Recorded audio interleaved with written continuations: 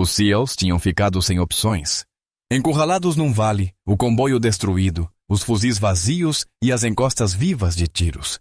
Não restava nada a fazer senão largar as armas e ajoelhar-se na poeira. Pela primeira vez em suas vidas, renderam-se. Mas uma oficial não se rendeu. E quando ela subiu em 30 toneladas de aço e o conduziu pela colina, o campo de batalha mudou para sempre.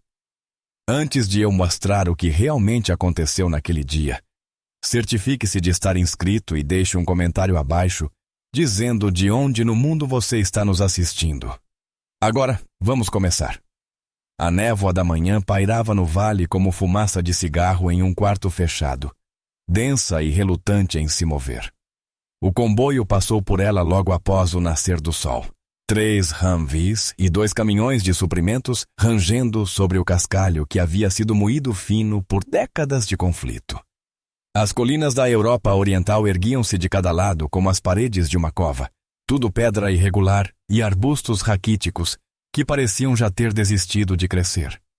O comandante Ross Carter seguia no veículo da frente, maxilar cerrado e ombros tensos, de um jeito que não tinha nada a ver com a estrada esburacada. 12 anos de missões lhe haviam ensinado a ler o terreno como se fosse um livro. E aquele vale estava contando uma história da qual ele não gostava. Estreito demais, pontos cegos demais. Perfeito demais para uma emboscada.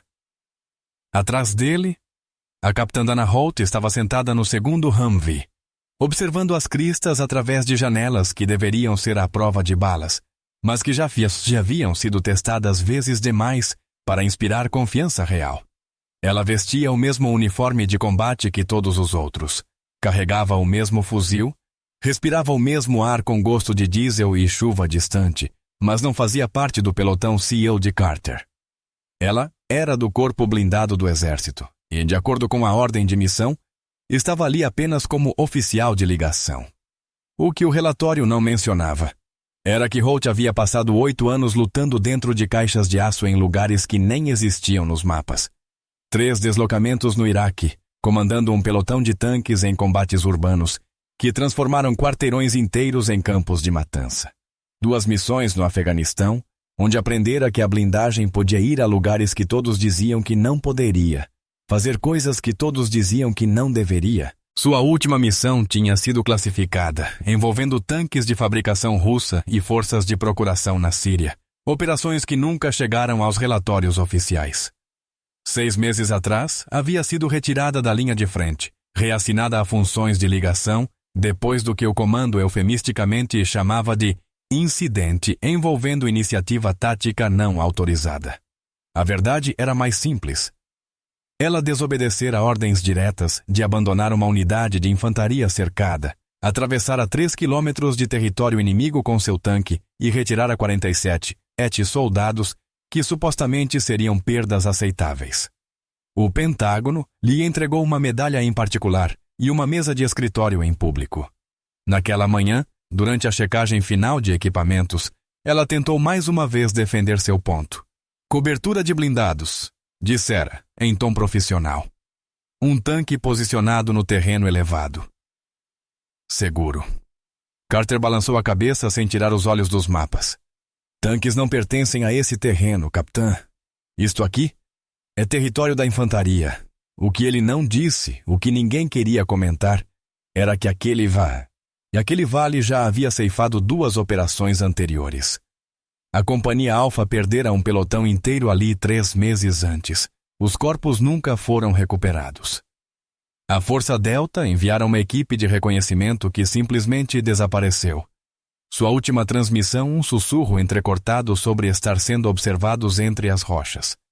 A inteligência sugeria que a área estava sob controle de um ex-oficial Spetsnaz que havia desertado.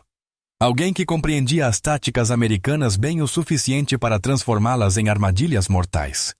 As risadas dos homens não tinham sido cruéis, era mais como a dispensa condescendente que se dá a uma criança que quer ajudar em trabalho de adulto, bem intencionada, mas fora do ponto. Santos até lhe dera um tapa amigável no ombro. Agradecemos a oferta, senhora. Mas nós damos conta. Fazemos operações assim desde antes do GPS. Agora, à medida que o comboio avançava mais fundo no vale, Holt pressionou a palma da mão contra a janela e estudou as encostas. O silêncio a incomodava. Sem pássaros, sem vento nas árvores, sem sons de vida, apenas o ronco mecânico dos motores e o estalo dos pneus sobre as pedras. Em sua experiência, esse tipo de silêncio geralmente significava que alguém estava esperando. Ela já tinha visto isso antes em Ramadi, quando sua coluna de tanques atravessara bairros que pareciam cenários de filme, perfeitamente arrumados, mas completamente vazios. O silêncio antes de uma emboscada tinha sua própria textura, um peso que pressionava o peito e fazia cada respiração parecer deliberada. Sua mão deslizou até o rádio preso ao colete, verificando a frequência mais uma vez. Todas as estações, aqui é a ligação, transmitiu na rede de comando. Recomendo parar e estabelecer cobertura antes de avançar para o desfiladeiro. A voz de Carter retornou imediatamente, tolerante, mas firme. Negativo. Ligação. Estamos no horário e a inteligência mostra esta rota como livre. Continue a missão. Inteligência. Holt riu com ironia. Em sua experiência, confiar em relatórios de inteligência mais do que em seus instintos era o que levava à morte. A mesma inteligência que afirmava que aquele vale era levemente defendido e adequado para trânsito rápido. A mesma inteligência que havia falhado em prever 2 operações anteriores sendo dizimadas naquele mesmo terreno. Mas ela não estava no comando ali. Era apenas uma observadora, sem autoridade para alterar a missão, mesmo quando cada instinto veterano que possuía gritava em alerta. A primeira explosão veio sem aviso. O Humvee da frente desapareceu em uma coluna de fogo e fumaça, virando de lado como um brinquedo chutado por uma criança irada. A explosão ecoou nas paredes do vale, reverberando até se tornar impossível distinguir de onde vinha o som ou quando iria parar. Mas não se tratava de um único dispositivo improvisado. 2 outras cargas, perfeitamente cronometradas, detonaram imediatamente embaixo do segundo e do quarto veículos, em sequência. Alguém estivera observando a aproximação do comboio, calculando o espaçamento e o tempo, esperando o momento perfeito para acionar uma armadilha planejada semanas antes. Os homens de Carter reagiram como profissionais, saltando dos veículos restantes, armas erguidas, olhos fixos nas cristas de onde já começavam a piscar os clarões dos disparos como vagalumes mortais. Mas não havia para onde ir. O comboio estava estendido numa estrada mal larga o suficiente para 2 veículos, preso entre paredes de pedra que mais pareciam grades de prisão. ID, contato à esquerda, contato à direita. Santos, suboficial sênior de Carter, já estava disparando fogo de supressão em direção a um grupo de rochedos onde havia visto movimento. Estamos num kill box. O fogo inimigo vinha em ondas sobrepostas. Rajadas de fuzis de 3 diferentes elevações, rajadas de metralhadora que riscaram a superfície da estrada contrastantes e o estalo característico de rifles de franco-atiradores, engajando de longa distância. Não era uma emboscada improvisada feita por insurgentes locais. Era uma operação militar profissional, coordenada e ensaiada. Holt rolou para fora de seu veículo quando as balas estilhaçaram o para-brisa, protegendo-se atrás do motor enquanto disparos automáticos destruíam o espaço onde ela havia estado segundos antes.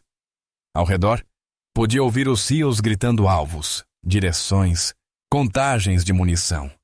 Guerreiros profissionais fazendo o que sabiam de melhor, mas dentro de uma armadilha projetada por alguém que entendia exatamente como eles reagiriam. Foi então que Holt compreendeu o que estava vendo. Não era uma emboscada aleatória. Era uma emboscada em L, de manual, perfeitamente posicionada, com campos de fogo interligados e posições preparadas, capazes de conter uma força 3 vezes maior. Quem planejara aquilo havia estudado as táticas americanas, compreendia como os SEALs se moviam e preparara tudo de acordo. A segunda explosão atingiu o caminhão de suprimentos na retaguarda, cortando a rota de fuga e espalhando caixas de munição pela estrada. Agora estavam encurralados. Sem avanço. Sem recuo. Presos a céu aberto, enfrentando um inimigo que detinha todas as vantagens que o terreno podia oferecer. Carter pressionou-se contra o metal retorcido do seu Humvee, tentando contatar o quartel-general pelo rádio. Estática, mudou de frequência. Tentou de novo. Mais estática. Alguém estava bloqueando as comunicações, cortando-os de apoio aéreo, artilharia e evacuação médica. Estavam sozinhos. O fogo inimigo assumiu um ritmo. Rajadas controladas, não para aniquilá-los de imediato, mas para mantê-los presos, deixar que o cansaço e a falta de munição fizessem o trabalho. Holt reconheceu o padrão. A paciência profissional de combatentes, que sabiam que o tempo estava ao seu lado. Ela se desmencolheu e correu atrás do veículo, observando os homens de Carter revidarem com armas que de repente pareciam inadequadas contra um inimigo invisível em posições inalcançáveis. Um SEAL caiu ferido, agarrando o ombro ensanguentado, enquanto outro o arrastava para uma cobertura melhor, pedras lascando a centímetros de suas cabeças. Foi então que o alto-falante crepitou, a voz cortando o tiroteio com clareza eletrônica. Soldados americanos, vocês estão cercados. Larguem suas armas. Mãos para cima, vocês têm 1 minuto. O sotaque era forte. O inglês deliberadamente lento. Cada palavra pronunciada com a precisão de quem havia ensaiado aquele discurso. A mensagem ecoou nas paredes do vale, vindo de todos os lados ao mesmo tempo. Mas não foi apenas a exigência de rendição que gelou o sangue de Holt. Foram os detalhes que se seguiram, transmitidos com a precisão casual de alguém lendo um dossiê de inteligência. Comandante Ross Carter, número de serviço 2. 847 Delta 7. Sua esposa Sarah ensina a 3ª série na Coronado Elementary. Sua filha Emma joga futebol às terças-feiras. O rosto de Carter empalideceu. Ao redor, seus homens trocaram olhares que diziam tudo. Aquilo não era apenas uma emboscada. Era uma mensagem. O inimigo sabia quem eles eram, sabia sobre suas famílias, sabia detalhes pessoais suficientes para fazer a rendição parecer a única opção que não traria consequências até San Diego. Suboficial Santos, sua mãe, Maria, mora na rua Alvarez, em El Paso. Ela rega o jardim todos os dias às 7 da manhã. O rifle de Santos vacilou, seu rosto se contraindo de raiva e medo. Holt entendeu o que estava acontecendo. Era guerra psicológica em sua forma mais eficaz, transformando a maior força de um guerreiro, o amor pela família, em sua maior fraqueza. 60 segundos, continuou a voz, agora com satisfação. Depois mostraremos o que acontece com quem resiste. Suas famílias entenderão que vocês tiveram escolhas a fazer. Carter fechou os olhos por meio segundo, depois os abriu, e tomou a decisão mais difícil de sua carreira. Porque no cálculo das operações especiais, algumas coisas eram mais importantes que a honra pessoal, mais valiosas que o orgulho profissional. Armas no chão, disse ele, a voz mal superando o barulho dos tiros. Depois, mais alto com a autoridade que o sustentara por 12 anos de missões impossíveis. Baixem as armas, isso é uma ordem. 1 a 1, os fuzis começaram a descer. Guerreiros profissionais que nunca haviam se rendido na vida, lentamente colocaram suas armas no chão e ergueram as mãos para um céu que não oferecia salvação. O alto-falante crepitou de satisfação. Bom, muito bom. Ajoelhem-se. Foi nesse momento que Dana Holt tomou sua decisão.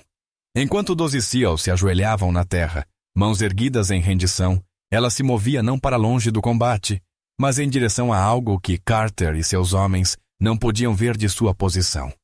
Uma forma escondida atrás da fumaça e dos destroços do caminhão destruído.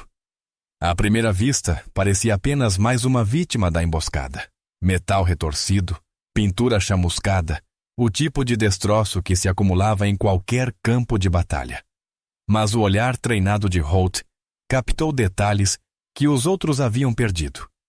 A blindagem inclinada, a silhueta distinta da torre, a massa imponente que só poderia pertencer a uma coisa, Um Leopard 2, um carro de combate principal de 60 toneladas da engenharia alemã. Imóvel, sob uma rede de camuflagem meio destruída pela explosão.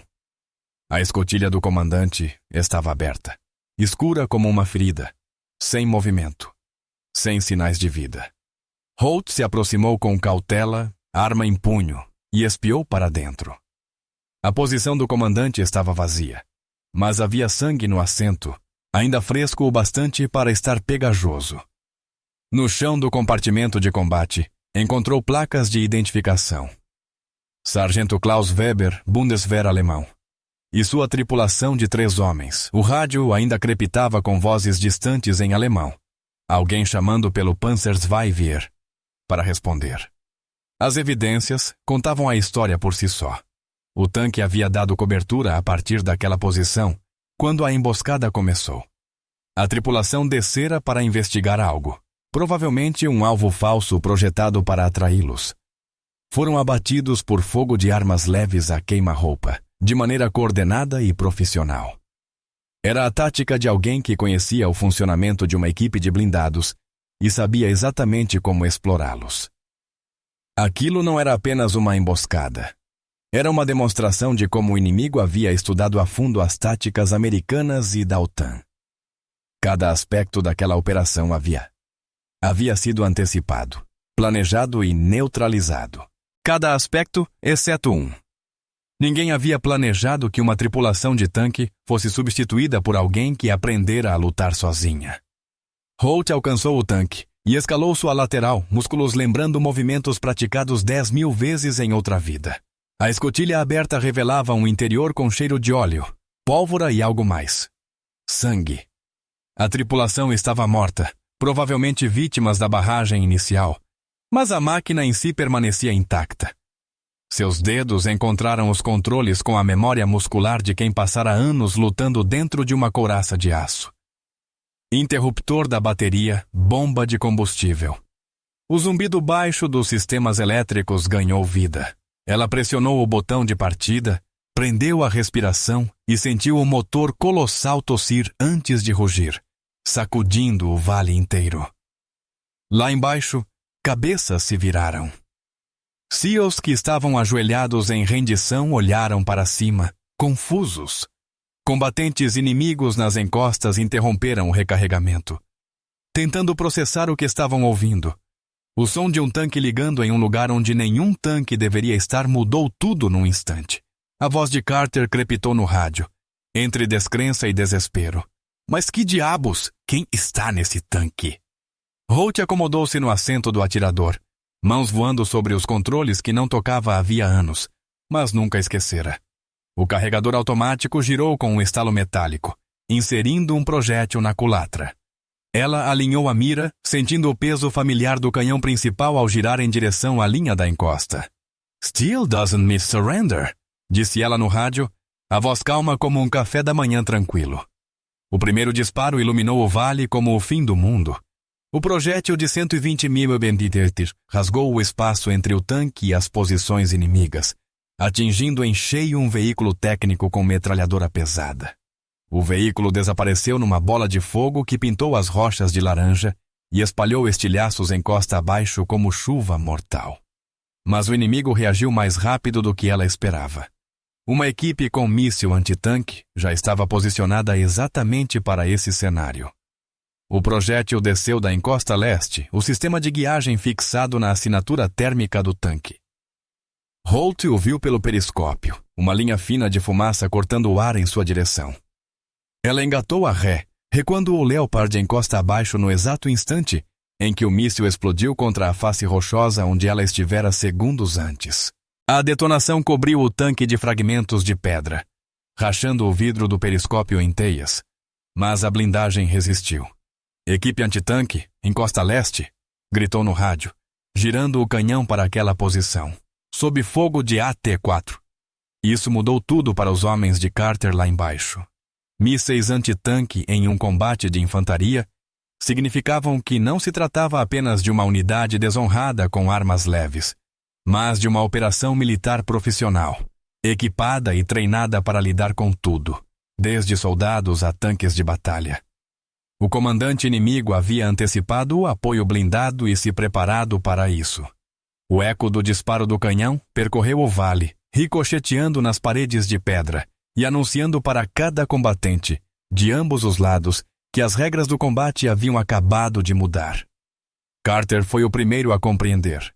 Ele se lançou sobre seu fuzil, arrancou-o da poeira e engatilhou-o com movimentos de puro reflexo muscular. "Armas em punho!" rugiu, sua voz atravessando o Jane como um grito de guerra. "Armas em punho!" A transformação foi instantânea. Homens que segundos antes estavam ajoelhados em derrota, ergueram-se de um salto, agarrando seus fuzis, buscando cobertura e revidando com a fúria controlada de quem fora humilhado e acabara de receber uma segunda chance. As posições inimigas, que pareciam tão dominantes instantes atrás, de repente se viram presas entre o trovão blindado no alto e os assassinos profissionais lá embaixo. Dentro do tanque, Holt ciclava o canhão, carregava outra rodada e buscava seu próximo alvo. Um RPG riscou o céu descendo da encosta, detonando contra a blindagem frontal do Leopard em uma chuva de faíscas e fumaça.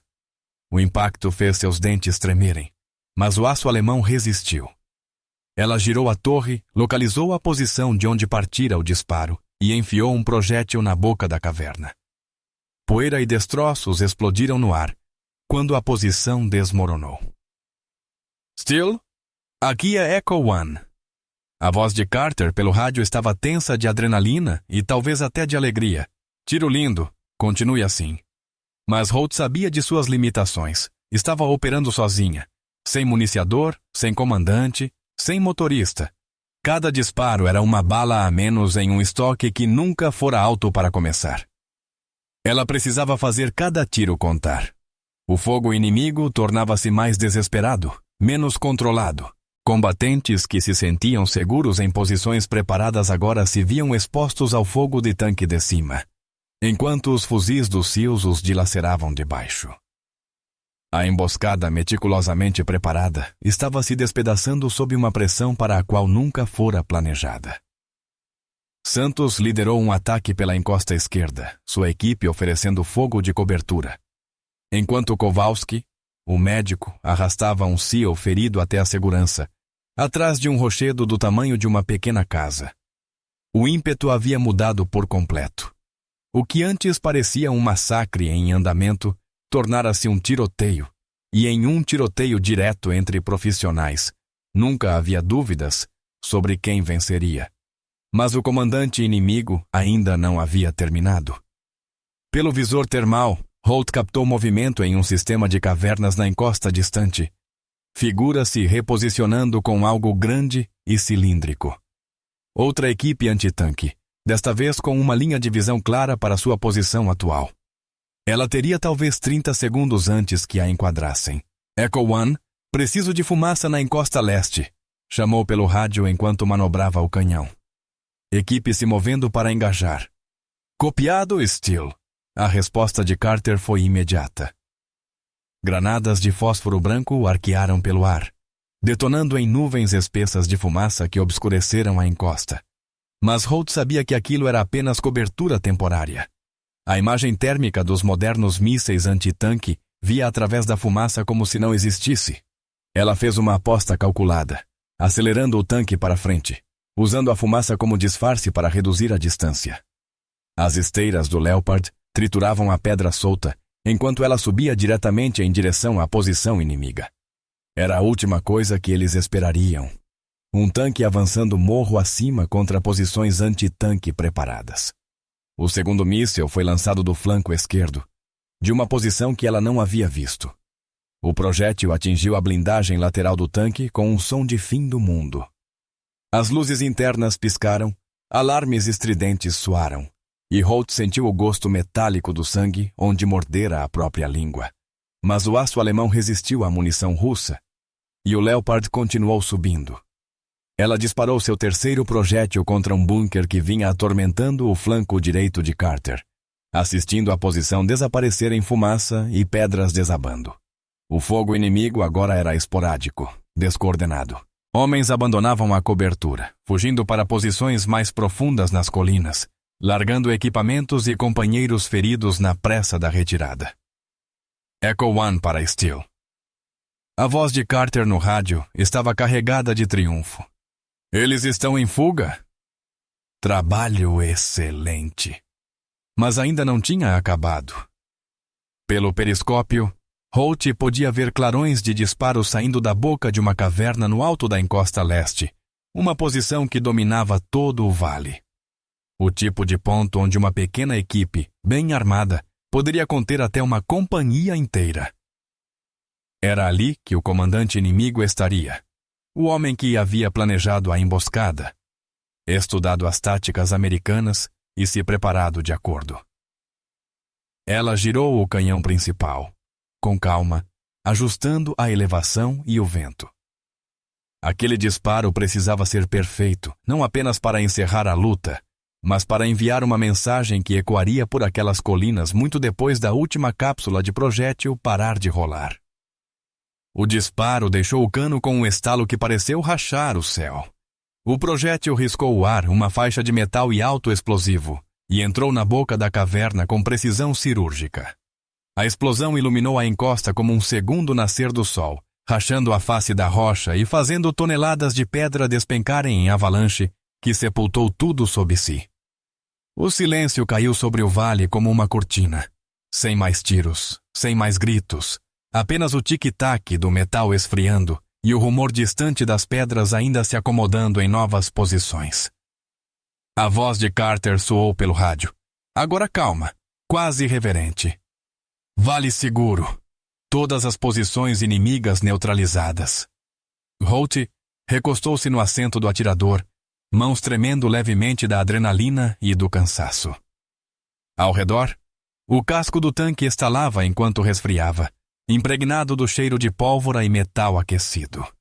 Pelo periscópio, ela podia ver os homens de Carter se movendo entre os destroços, assegurando a área e verificando os feridos. Ela tinha conseguido. Uma mulher, um tanque, contra um inimigo que possuía todas as vantagens. Exceto a vontade de enfrentar 60 toneladas de aço alemão, operadas por alguém que se recusava a aceitar a derrota. Ela subiu pela escotilha, emergindo no ar da manhã com gosto de fumaça e vitória. Carter a esperava na base do tanque, uniforme rasgado, o rosto coberto de sujeira e de sangue, que não era dele. Por um longo momento, apenas se olharam. O comandante da infantaria que fora forçado a se render e a tanqueira que se recusara a permitir isso. Atrás de Carter, seus homens haviam se reunido em semicírculo. Eram operadores que tinham combatido em uma dúzia de países, homens que haviam construído reputações em lugares onde reputação significava a diferença entre vida e morte. Haviam começado a manhã tratando-a como excesso de bagagem. Agora permaneciam quase em formação, esperando ouvir o que seu comandante diria à mulher que salvara suas vidas. Nossas armas estavam no chão, disse Carter enfim, em voz baixa. Cada fuzil na poeira, mãos no ar. Ele fez uma pausa, procurando palavras que pudessem atravessar o abismo entre humilhação profissional e gratidão profissional. Você poderia ter ficado escondida, segura, deixado que lidássemos com nossas próprias consequências. Holt olhou para os rostos ao redor. Santos com um curativo improvisado no braço. Kowalski, ainda coberto de sangue, depois de tratar os feridos que estavam prontos para morrer, em vez de viver com a vergonha da rendição. Ela entendeu o que Carter realmente estava dizendo. Em seu mundo, ser salvo era quase tão difícil de suportar quanto ser capturado. Steele não se ajoelha, disse simplesmente, e acrescentou algo que a surpreendeu. E nem as pessoas que sabem usá-lo. O silêncio que se seguiu foi diferente do silêncio chocado após o último disparo. Era o tipo de silêncio que acontece quando profissionais reconhecem algo entre si que vai além de posto, de ramo de serviço ou de declarações oficiais de missão. Santos apareceu ao lado de Carter, um distintivo tridente extra em sua mão. Sem dizer uma palavra, ele o pressionou contra a blindagem chamuscada do tanque, colando-o no aço. Agora é seu, disse simplesmente. Não deixe ninguém dizer o contrário. Os outros SEALs se juntaram, Homens que haviam começado o dia descartando-a como uma ligação desnecessária e o terminaram assistindo a despedaçar uma emboscada inimiga com tiros precisos e pura determinação. Ninguém falou, mas seus rostos diziam tudo. Os relatórios oficiais jamais mencionariam seu nome. Atribuiriam a vitória a uma coordenação de armas combinadas e ao posicionamento afortunado de ativos aliados. Mas naquele vale, entre aqueles homens, sempre haveria uma verdade. Eles haviam sido salvos pelo aço e pela mulher que sabia fazê-lo cantar. Quando os helicópteros chegaram para extraí-los 1 hora depois, Holt permaneceu afastada do grupo, olhando para as encostas que momentos antes fervilhavam de fogo inimigo. Mais tarde, a inteligência confirmaria o que ela já suspeitava durante o combate. O comandante inimigo fora Victor Klov, um ex-coronel Spetsnaz que vinha treinando forças irregulares em guerra assimétrica havia 3 anos. Ele havia estudado cada operação americana na região, desenvolvido contramedidas para táticas padrão de infantaria, preparado contingências para tudo, de ataques aéreos a apoio de artilharia. Tudo, exceto uma única operadora de tanque lutando sozinha contra equipes anti-blindados coordenadas. Os relatórios pós-ação mostrariam que Klov abandonara o vale minutos após o 3º disparo de Holt, levando os sobreviventes e deixando para trás equipamentos avaliados em milhões. Soldados profissionais sabiam reconhecer quando haviam sido superados. E Klov não era nada senão profissional. O tanque erguia-se atrás dela, marcado, mas de pé, o canhão ainda apontado para o terreno que conquistara com violência e determinação. 3 impactos de mísseis, dezenas de tiros de armas leves e um histórico de combate que o acompanharia pelo resto de sua vida útil. No Bundeswehr, pintariam anéis de vitória no cano e contariam histórias sobre a capitã americana que o conduziu contra probabilidades impossíveis. Carter aproximou-se quando os helicópteros médicos levantaram voo com os feridos. Dana, disse ele, usando seu primeiro nome pela primeira vez. Eu lhe devo um pedido de desculpas. E muito mais do que isso. Pausou, olhando de volta para o vale onde 12 homens haviam aprendido algo sobre suposições e sobre as pessoas que as quebram. Essa designação de ligação em que você está, imagino que não foi exatamente voluntária. Ela se virou para ele. Aquele guerreiro profissional que aprendera algo sobre humildade no espaço entre rendição e salvação. O comando não gosta de oficiais que pensam fora da caixa, disse. Especialmente quando pensar fora da caixa significa desobedecer ordens diretas. Bem, Carter respondeu. Depois de hoje, acho que o comando deveria reconsiderar o que significa pensar fora da caixa. Ela o encarou, reconhecendo naquele guerreiro alguém que aprendera algo sobre o perigo de subestimar pessoas, com base em sua descrição de função. Você não me deve nada, disse. Estamos todos do mesmo lado, mas ambos sabiam que isso não era inteiramente verdade. Alguns lutavam com fuzis, alguns com rádios. Apoio aéreo e manobras cuidadosamente coordenadas. E alguns lutavam com 60 toneladas de aço. E a recusa absoluta em aceitar que certas batalhas não podiam ser vencidas.